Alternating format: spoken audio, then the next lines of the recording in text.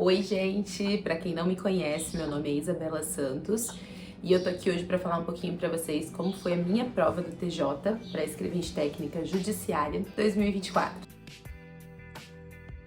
Eu separei aqui pra vocês o meu resultado na prova.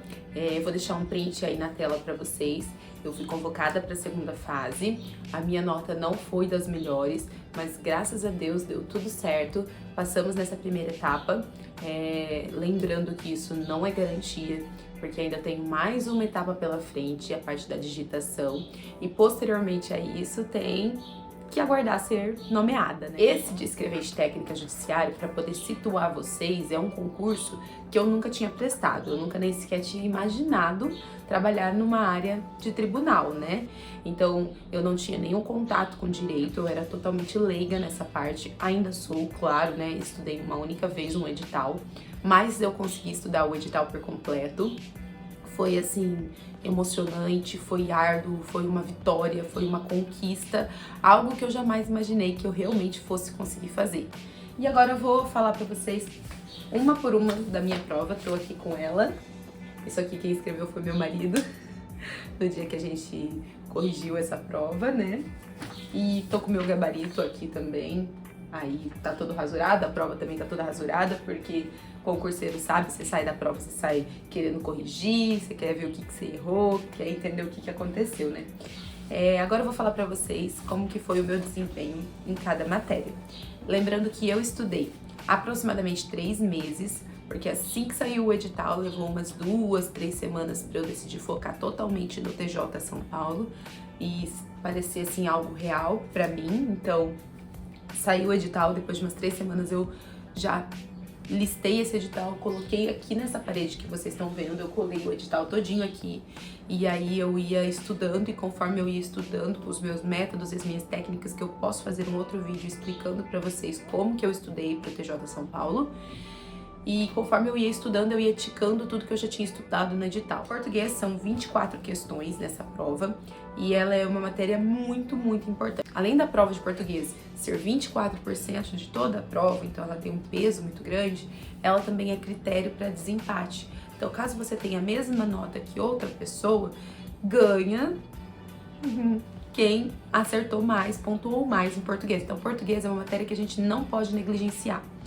E a VUNESP é uma banca muito padrão, né? Então, se você estudar bastante, você consegue entender e responder as perguntas e você vai saber mais ou menos o que a VUNESP quer de você. No caso das 24, eu fiz 23, eu errei apenas uma, e isso foi muito bom, me surpreendeu demais, porque eu não era uma pessoa muito boa em português, não sou até hoje, né? Mas eu fiquei muito, muito feliz mesmo com o meu desempenho em português. Tem direito penal são 6 questões, eu acertei 3 e errei 3. A que foi anulada, eu também tinha errado, então é um pontinho a mais pra mim, que me ajudou bastante. Processual penal, são 7 questões, eu acertei 6, errei apenas uma, fui muito bem em processual penal, isso é uma coisa que me deixou muito feliz. Processual civil também, processual civil sabe quem tá estudando aí, que é uma matéria muito extensa, muito complexa, muito cheia de coisinhas. Mas como eu disse, eu nunca tinha estudado direito, então eu fiquei super feliz de ter acertado 6 das 7 questões de processual civil. Em direito constitucional eu já não fui tão bem assim, eram 7 questões, eu acertei 5. Depois a gente foi para direito administrativo, que foi o que me derrubou nessa prova. Direito administrativo é uma matéria que muitas pessoas gostam, mas eu não consigo me identificar muito bem com o direito administrativo, acho um pouco confuso, as improbidades e tudo mais que tá lá no edital.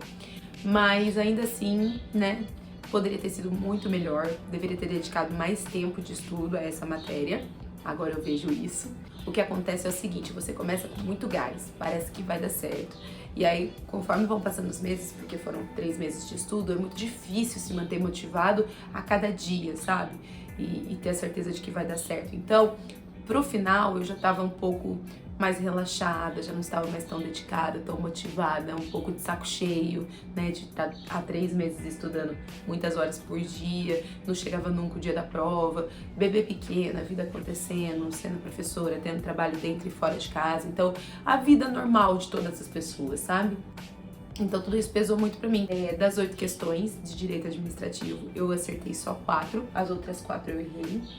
Em normas da corregedoria eram 5, eu acertei 3. Atualidades eram 4 questões, eu acertei apenas uma. Estatuto da pessoa com deficiência, essa também foi outra que eu vacilei demais, porque o Estatuto da pessoa com deficiência, ele é muito curto, ele é fácil de ser estudado, de ser decorado, né? É uma lei que dá literalmente para você decorar, né? Então eu deveria ter me dedicado mais, porque eram 2 pontos que eu precisava ter garantido. E eu não garanti, dos 2 eu fiz apenas um. Matemática, das 6 questões eu acertei 3.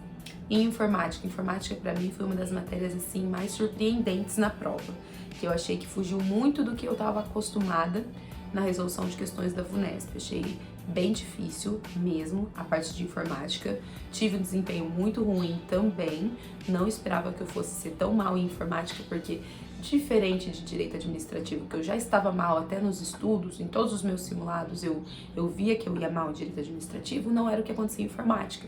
Muitas vezes eu ia bem em informática, então chegou na prova, eu tive uma surpresa e falei, meu Deus, o que vai ser de mim? Né? Em informática eu fui mal. Das 14 questões eu acertei somente metade, acertei 7 e errei as outras 7. E por último, raciocínio lógico e matemático. Teve uma questão anulada porque ela tinha 2 respostas, mas das 10 questões de raciocínio lógico e matemático eu acertei 7. Acho que eu poderia ter ido melhor também, porque também é uma matéria assim que se você estuda e se dedica, são questões que são dadas pra você. Depois que você aprende raciocínio lógico e matemático, você vê que é bem tranquilo. O problema ali é o comecinho pra gente raciocinar e entender.